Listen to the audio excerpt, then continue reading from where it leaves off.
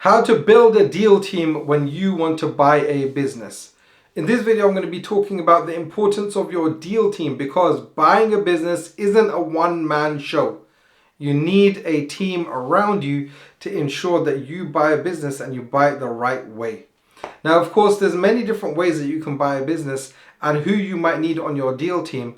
However, I'm going to be using my notes and I'm not going to go through every single thing because it's just too much in terms of too many nuances depending on who you are, what is your current situation at the moment, where is your business right now in terms of turnover, profitability, team size, all of these things.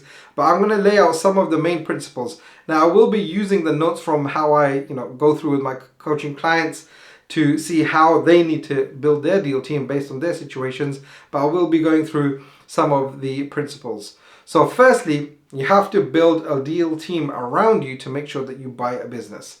Now, buy a business properly, that's it, in the right way. Now, who do you need?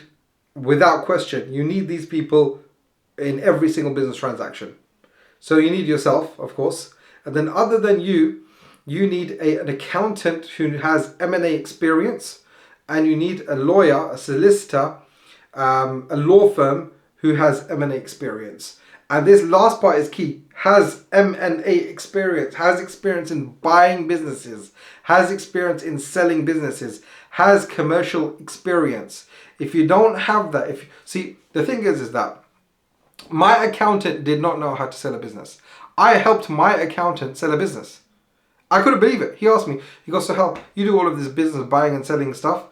I got a business, can you help me sell it? I'm like, but you're an accountant, you should know how to sell it. He goes, yeah, but I know about tax and so on and payroll, whatever. I don't know how to sell a business properly. I was like, fair enough. So I helped him. I was surprised. That is what opened my eyes. Like, hold on a second. But even people who I would think should know how to buy a business, should know how to sell a business, don't know how to do it, right? So that's why you need to have someone who knows how to buy or sell a business, or in this case, buy a business. So whether it's a lawyer or an accountant, you always have to ask them, show me your transactions that you worked on previously. Or what's your experience? Once you've got experience of buying businesses, then you know immediately within a second whether someone knows how to buy or sell a business, right? So these are the two people that you need. The third person that you might need, depending on who you are, is a industry expert, right? So if you're a business owner at the moment and you're going to buy a business in your same industry, not sector, but industry, so that means your specific line of business, then you are the industry expert. You don't need another industry expert to buy a business. However, if you're maybe going into another industry within your sector or a completely different sector, then you need an industry expert who knows about that, who knows about the target business that you're going to buy.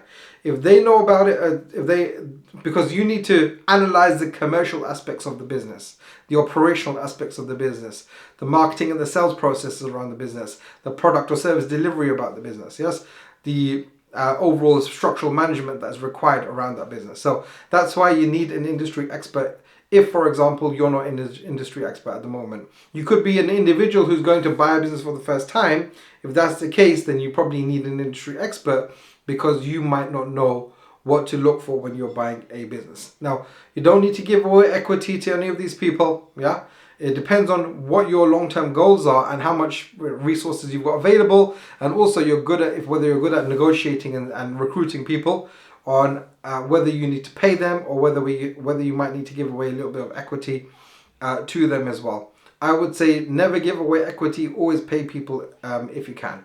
Okay, so let's go on to some of the other stuff, right? What else do you need to do? By the way, the 7 steps of buying a business, building your deal team is number 3. So let's see, what does it say in my notes? So I'm going to go here, I'm going to use my notes. Okay, if you're building a big corporation, then you probably need, a couple of more industry experts. You probably need, someone who is going to be there, longer term. So you need to build a board of directors around you to ensure that you're building your big business in the right way. So that's if you're building a corporation, a business which is going to be, quite large. And I would say anything that if you're looking to grow your business to more than 10 million of revenue per year, then you need to build a bit of a bigger deal team around you. Maybe instead of just having one industry expert, if you're not the industry expert yourself, but maybe get another person to make it 2 people. Or if you want to grow even bigger than that, then maybe even 3 industry experts. But you should have people who have M&A experience. So there's different people, right? Even in industry experts, you'll be people who have bought other businesses, so they know what to look for there. Then there'll be people who understand the operations management. Yes, they not necessarily know about M&A and how to buy a business, but then what they do know is about what a good business looks like when you're buying a business. Again, if you're building a big corporation, then you do need to ensure that you have a CFO and maybe even an in-house lawyer, but that's not necessary. In-house lawyer is not necessary. CFO would be necessary if you're building a big team. Now, if you're not building a big corporation, then you just hire a fractional CFO, yeah, to ensure that they're looking at the right things, and your accountant will be able to help you on the other aspects of the business. Essentially, what you're doing is that you need to fill in your skills gap, yeah, on strategic planning, on accountability, yeah, on strategic planning, on accountability around the deal itself. So that's the people that you need to build. Where do you find these people? I mean, if you're a business at the moment, you'll probably have a network of people that you can tap into, but you can always use LinkedIn as well. Yeah, LinkedIn is one of the best ways to grow any professional network around anything to do with professional services.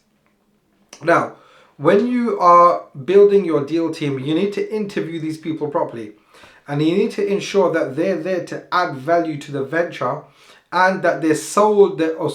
You sell them. No, you don't sell them. You have to make sure that they're bought in to the vision of your goal of buying a business, right? So if you just want to buy one business, then it's going to be more transactional, right? So you're just going to hire a transactional CFO. Fractional CFO is more transactional, and an industry expert other than yourself, if you're going into a different industry, of course, it's more transactional. So you hire them as a consultant for maybe 2 months or 3 months, depending on how early you want to hire that person or how late you want to hire that person.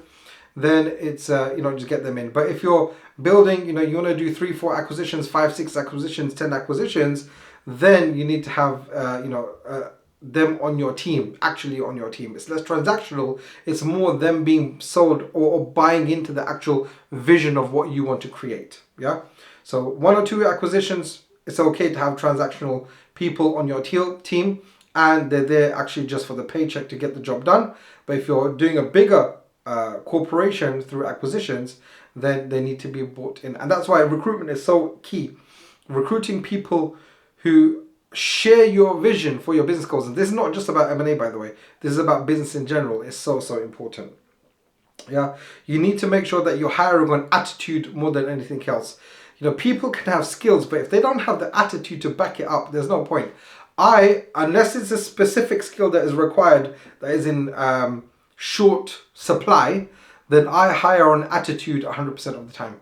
Yes, attitude must be there. If the attitude is not there, you're just going to be having a bad hire, which is going to end up costing you more money in the long run. And I've learned that the hard way, by the way. Yeah.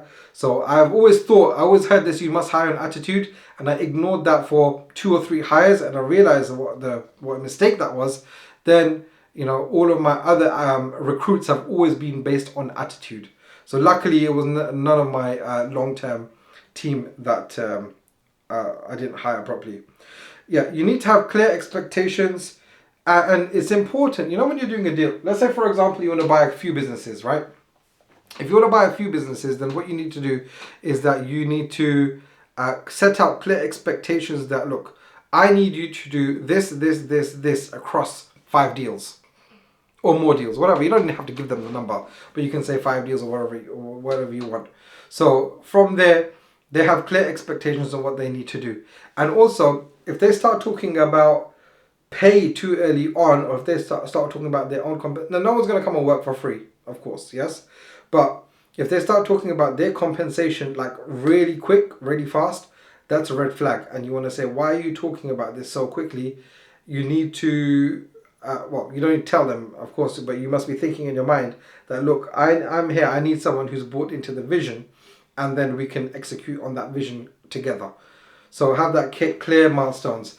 And also, when you bring them on board, what you might want to say is that, look, I am going to potentially, so there's vesting. If you need to give away equity, let's say, for example, you don't have that much money, because if it's transactional, it's more about you pay them a fee, 10,000, 20,000, 30,000, depending on what type of business that you're buying for the 6 months period of time, wherever it may be. to get the deal done. But if you're, for example, wanting to hire someone who's more long term, you like their attitude. In fact, I would always say your first transaction, always make it transaction. Your first transaction, meaning your first acquisition, then you should make the relationship transactional. So, right, I'm going to pay you X amount for this deal to be done. Once you've got the experience in working with that person, then you can, if you like them and they like you, of course, it's compatible around the relationship is compatible, then it's okay to hire them either on a long-term employee contract or even to give them some equity if they are superstars. I would say never give equity away to anyone unless they're a superstar. You need to only have superstars on your team in long-term who have equity. And even then you need to do it on something called a vesting schedule. Now, there's 3 different things that you can do when you're putting someone on a vesting schedule. I don't want to go in too much detail regarding that. But in a nutshell, what you do on a vesting schedule is that you say that on day 1, you're going to get nothing. However, based on some sort of milestones or goals, you're going to get 0.5% or 1%, whatever it may be. And the percentages are all up to negotiation. There's no hard and fast rule. Like, for example, if I was to get, Dan Pena on my team, right? Then, you want to give away more equity to someone like that because he's got decades worth of experience in buying businesses, right? And selling businesses. Or if you want to get someone who is already a multi-millionaire, meaning a decamillionaire, maybe 300 million in net worth, that person is going to be worth more than someone who's a fractional COO. Yeah, so you understand. You only need to give away percentages based on the value that they're going to bring. And one other thing is that you have people, you have perceived value and you have actual value. Because someone can be a superstar, but if they're not bought into your journey and your vision, then they're not going to be putting in that much work, right? And if they're going to be putting that much work, then why should you give away, X amounts of, such a high figure on a salary or bonuses or equity?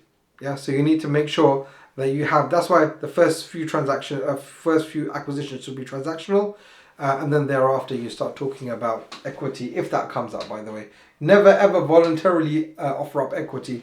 That's the biggest mistake in the QLA methodology. Biggest mistake. Right.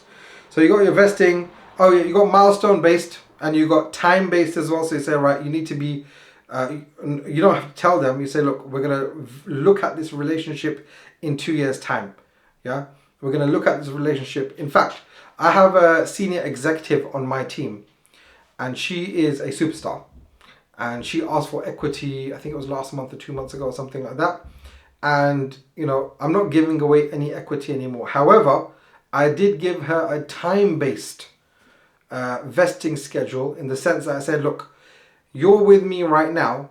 And if you're with me at this point in 5 years' time, wherever it's going to be, then we can look at something which is going to reward you because you've been with me for so long, right? So all depends. Again, you need to be very clear why you're doing this in the first place. If you're not clear why you're doing it and what the end goal is, then you can't be mapping out a pathway. It's impossible for you to map out a pathway. So that's why you need to know about your own goals as well. Right, so there's timing based.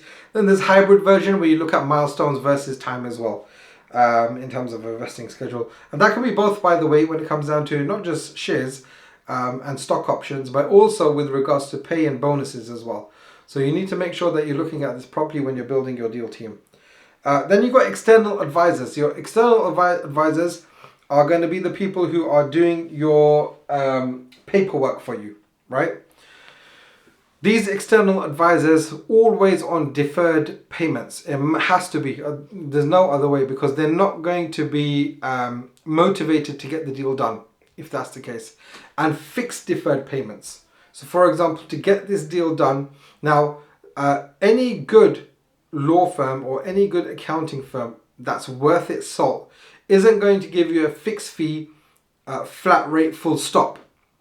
What they're going to do is they're going to say that, we expect this transaction to take this long, right? and we expect that this work is going to go into it, so therefore we quote you this fee, wherever it may be, and depending on the size of the transaction, the fee is going to be different. So you always start off with a fixed fee schedule. However, they're going to end up saying is that if it goes over by this much or goes, so there's going to be other factors that go into it, and it's entirely correct for them as a good firm to be asking for that, right?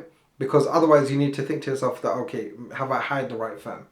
You need to have good deal team around you in terms of external advisors. So then you can say, okay, this much work is included in the flat fee or the fixed fee, and it's always going to be on deferred basis. And then anything above that, then you can charge X amount extra. So that's why negotiating this from the outset, when you're talking to your accountants and your lawyers, specifically your lawyers who are going to be doing the paperwork, is going to make sure that you save thousands. Now, this piece of advice is going to save you a bunch of money. So, thank you very much in advance. In any case, if you want to find out more, then check out about how to do acquisitions. Check out all of the other videos on my channel, but also you can book a call with me to get some in-person coaching, and I can advise you on how you can buy your first or next business.